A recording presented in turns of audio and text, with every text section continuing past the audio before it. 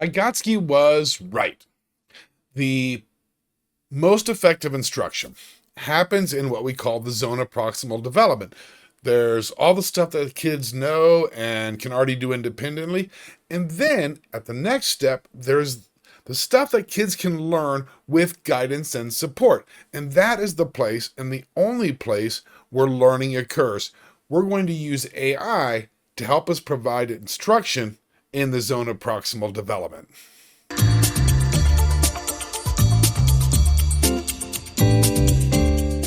There are actually 5 steps in providing instruction around the zonal proximal development, next step learning. And the first two are the absolutely most critical. And that's what we're going to look at here. First, we have to know what kids can do, and that means developing and interpreting formative assessments.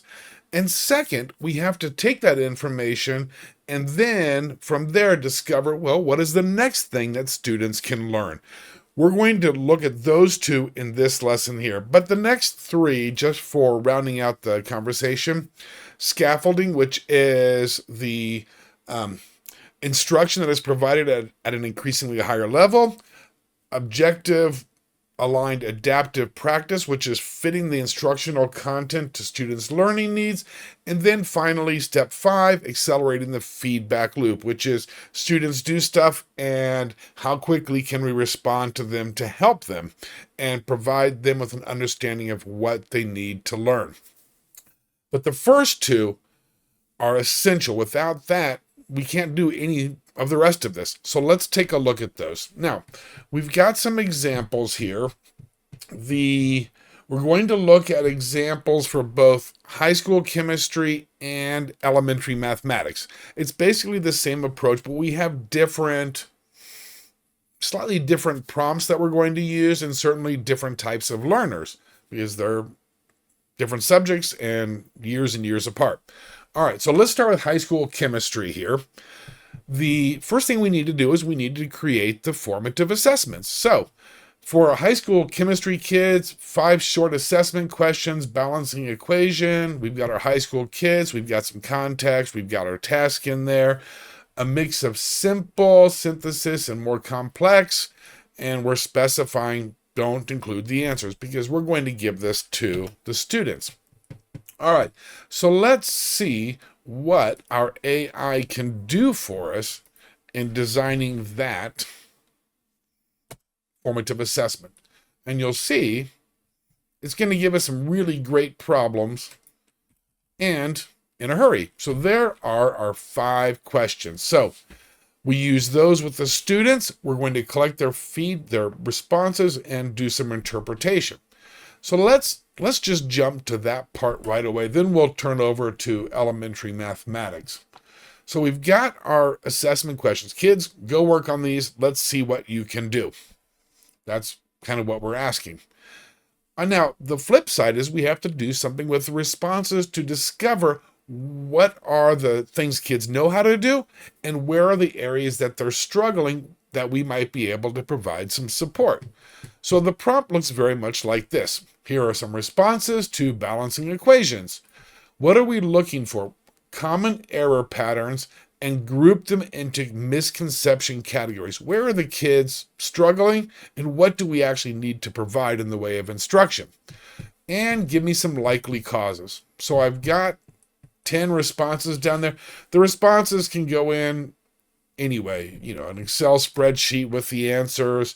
You can scan them and send them in. You can do lots of things. You can question all the answers from all the different kids. There's many ways to do it. But the point is, let's get their answers into the AI for that interpretation. All right, so where is it? Right here. Pop that in there and let's see what we get. 3 clear misconception cultures. That is going to be very important for me as the teachers. Partial applications, etc., and not verifying all elements, likely causes. So this is then, where's the mental processing that we need to work on right here? So the errors by category and what kids are doing or not doing. What do they need to learn, basically? When we say likely causes of errors, that means those are things we need to work on teaching. All right, and so forth and so forth. Okay, let's do the same again with elementary as soon as I find it. All right, so elementary kids multiplying fractions. Very similar. 5 quick check questions for multiplying fractions, 4th grade. So we got our context, we've got our need, we've got some specifics, visual or word-based problems, grade 4. Do not include the answers because I want to format this and give it to the kids. So let's go ahead, and start a new, we'll just drop it in here. All right. I think Bob will be able to handle it. A student eats half of a sandwich, then they eat half of what is left. Oh, it's going to be 3/4. Very nice. So we've got a bunch of questions about multiplying fractions to give to kids. Very cool. All right. We give it to the kids. Say, let's see what you can do. And then we have to interpret responses. Now, same again, however you need to get the data in here, do it. But basically, we need to provide the problems and the answers that the students provided. So analyze the responses, fraction multiplication. We've got our categories again. And in this case, we're going to say which students are confusing multiplication with addition. So here we actually want to say, all right, I think I've identified a problem, the confusion, and procedural errors. Who is making those mistakes?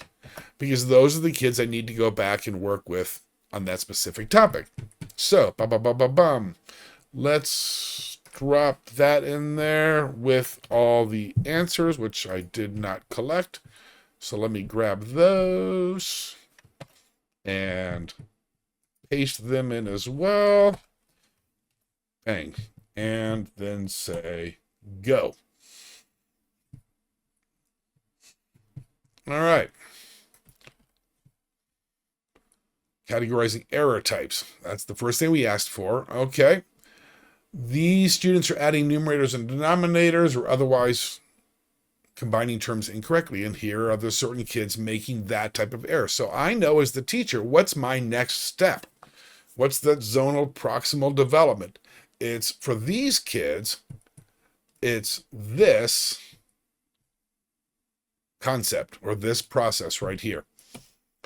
And procedural errors. So this is going to be the next step for these students down here. And what is the specific area? There it is. And then additional for who got it right and maybe is ready for the next step beyond this. Okay. And then misconception topics. So there they are there. Very, very good stuff. And I'm going to provide that instruction right there at the zone of proximal development. What are kids ready and able to learn? And if I want to know where are they currently in their independent demonstration of these skills, this set of prompts is going to give me exactly what I need to provide the instructions students exactly need. All right, very, very cool. Now, that's the first couple stages, right? But then we also want to know what their thinking is. In order to provide the best instruction at the zone of proximal development, we need to know what's possibly going on in their brain. What challenges or difficulties do I need to work with these kids on? And we'll just do a quick one here. Let's go ahead and do the elementary. The student balance, so this is the high school. Student balanced it as this.